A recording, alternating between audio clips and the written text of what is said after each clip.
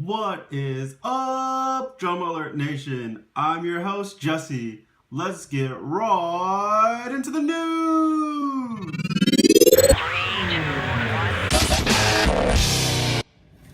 Hey guys, what's going on? Jesse here. Decided to have a little bit of fun with the intro today, but let's get right into the news. Over the last week, the big news story has been the Colin Kaepernick protest. It seems to be a general consensus that people agree with what he is standing for, but not necessarily how he is delivering the message. Well, turns out one legend does agree with both.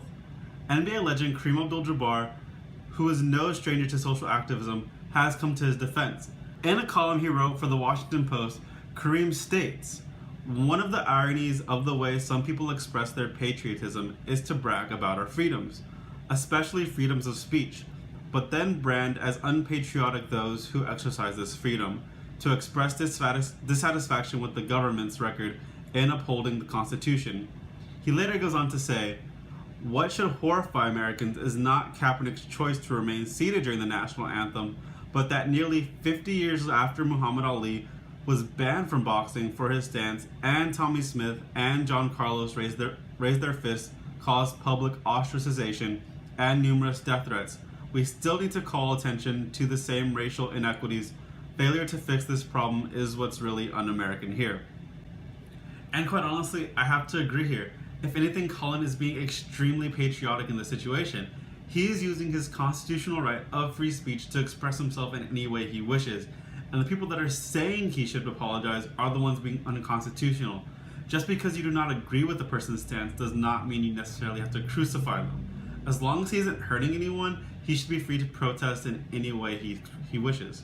Also, the people who are telling him he is unconstitutional and that he should apologize, what they're really saying is, just shut up, play football, entertain me. I don't want to hear what you have to say, just shut up and play. Our founding fathers fought for the freedoms that we have today. This is why they ratified the Constitution. Yes, you can disagree with how he expressed himself, but don't say he is being un-American, because right now, at this very moment, he is bleeding America. I myself would not have done it in this manner, just because I would not have done it on the company's time or during a game. I wouldn't want my teammates to have to feel like they have to stand up for me or that they have to speak on my behalf. It's just not a spot like I like to put on people. But in this instance, he was smart in doing it on company time because he used his leverage to influence others. Anyway, on to our next topic. Sort of staying in the NBA circle, let's talk about what's going on with Chris Bosh and the Miami Heat. For those who don't know, Chris has missed the second halves of the last two NBA seasons due to blood clots. There was a bit of drama last postseason because Chris felt like he was perfectly healthy to play, but the Heat and their doctors did not medically clear him. Eventually, the Heat, Bosh, and the doctors all mutually agreed that Chris would sit out during the postseason. The reason I'm talking about this today is because recently Chris and his wife posted to their respective Instagrams videos of him taking part in basketball drills. And during one of the videos, you can hear Chris say, "Everybody's always asking me, am I hooping? Yes, I'm hooping. Absolutely. I'm a hooper." It still hasn't been made clear this offseason if Chris will be cleared to play. One of the major hangups is his medication.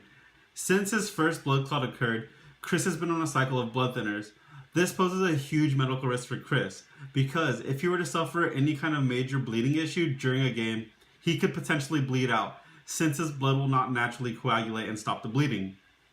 This also puts the Miami Heat and the doctors at some legal risk, since they are the ones who cleared him to play.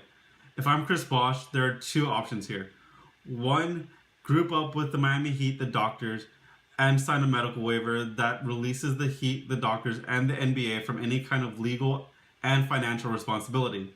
Second option, team up with the Heat, the doctors, and the NBA again, but try to find some kind of medication that will help him end this clotting issue. If they can't come to a solution, then you may need to retire.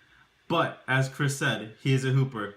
Balling's in his blood. Whatever happens, best of luck to you, Chris, and to your health. So, now you've heard what I have to say.